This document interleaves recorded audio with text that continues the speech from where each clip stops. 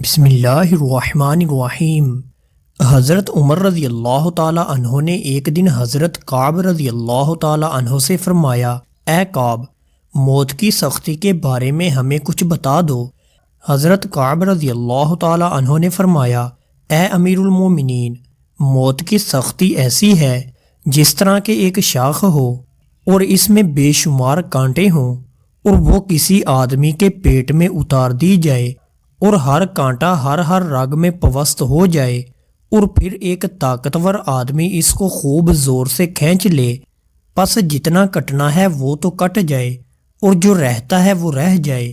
جان کنی کی تکلیف اور سکرات الموت تو بہت ہی زیادہ خطرناک و خوفناک چیز ہے۔ اگر ایک مجاہد کو فی سبیل اللہ میں موت آتی ہے تو وہ جان کنی کی تکلیف سے محفوظ رہتا ہے۔ اگر جہاد میں فرض کر لو اور کوئی فائدہ نہ ہو تو صرف جان کی اور سکرات الموت کی تکلیف سے محفوظ رہنا بھی بہت بڑا فائدہ ہے،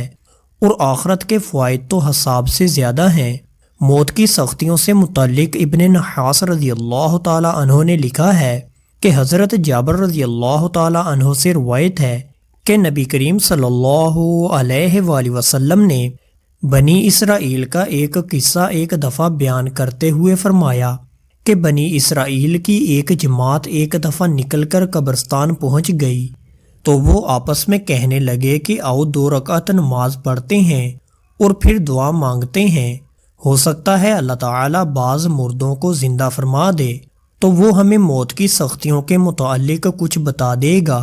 چنانچہ انہوں نے ایسا ہی کیا تو اچانک ایک آدمی اپنی قبر سے باہر آ گیا جس کے سر کے بال سیاہ تھے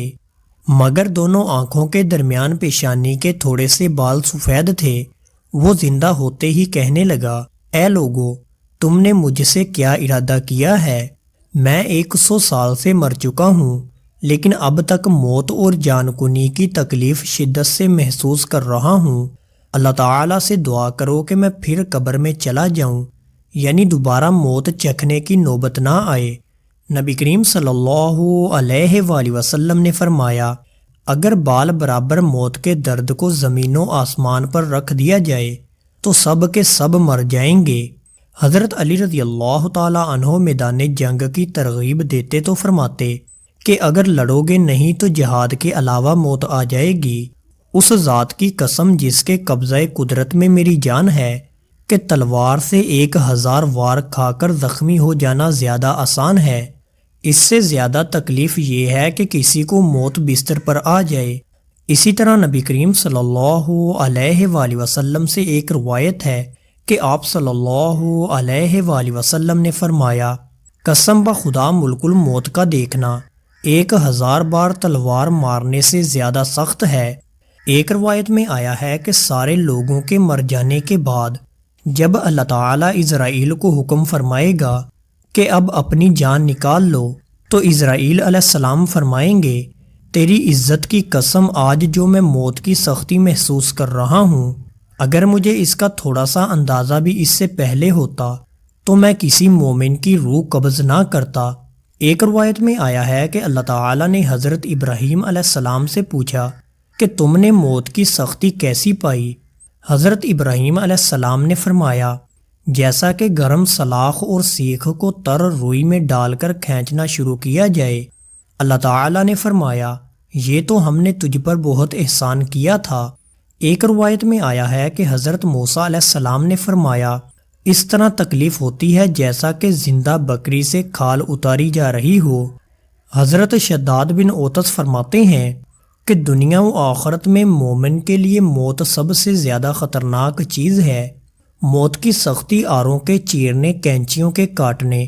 ہانڈیوں میں ڈال کر ابالنے سے بھی زیادہ سخت ہے۔ اگر کوئی میت زندہ ہو جائے اور وہ دنیا والوں کو موت کی سختیوں کے متعلق بتا دے تو کوئی شخص اس کے بعد دنیا کی کسی لذت سے یا نیند کی لذت سے لطف اندوز نہیں ہو سکے گا۔ حضرت ابو ہریرہ رضی اللہ تعالی عنہ سے روایت ہے کہ نبی کریم صلی اللہ علیہ وآلہ وسلم نے فرمایا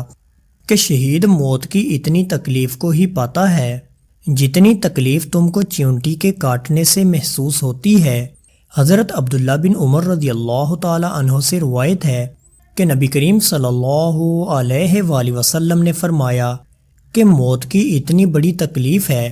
جو 10 لاکھ تلواریں مارنے سے اور اتنے پہاڑ کسی کے سر پر رکھنے سے بھی زیادہ ہے، مگر یہ تکلیف شہید پر بچھو کے کاٹنے سے بھی زیادہ آسان ہوتی ہے، اور اللہ تعالیٰ کا ایک خاص فرشتہ ہے جو ہر رات صبح تک یہ آواز دیتا ہے، اے مرد مجاہد، دیکھو موت کی سختیاں کتنی سخت ہیں،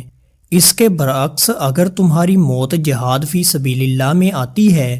تو اس میں تو اتنی تکلیف بھی نہیں ہوتی جتنی ایک چیونٹی کے کاٹنے سے ہوتی ہے۔ پس اے مجاہد، تو اس نعمت کی قدر جان کر دشمن کے مقابلے میں ڈٹ جاؤ اور موت کی سختیوں سے بچ جاؤ، پھر قبر کے عذاب سے، میدان محشر کے عذاب سے، وزن اعمال اور پل صراط کی تکلیفوں سے بچ جاؤ۔ نبی کریم صلی اللہ علیہ وآلہ وسلم نے ارشاد فرمایا کہ اللہ تعالیٰ شہداء کو 5 اعزازات عطا فرماتے ہیں، ان میں پہلا روح کو اللہ تعالیٰ خود اپنی قدرت سے جس طرح چاہتے ہیں قبض فرماتے ہیں۔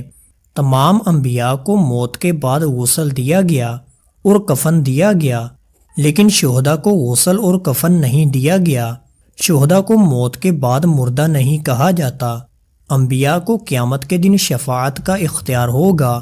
لیکن شہداء ہر دن کسی کی شفاعت کر سکتے ہیں۔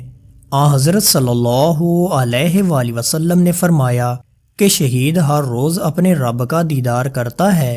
اور شہداء دنیا چھوٹنے پر افسوس نہیں کرتے۔ دعا کیجئے کہ اللہ پاک تمام مسلمانوں کو صراط مستقیم پر چلنے کی توفیق عطا فرمائے اور ہمیں شہادت کی موت نصیب فرمائے، آمین یا رب العالمین۔ دوستو، اللہ تعالیٰ سے دعا ہے کہ اللہ تعالیٰ ہمیں ان احادیث مبارکہ پر عمل کرنے کی توفیق عطا فرمائے، آمین یا رب العالمین۔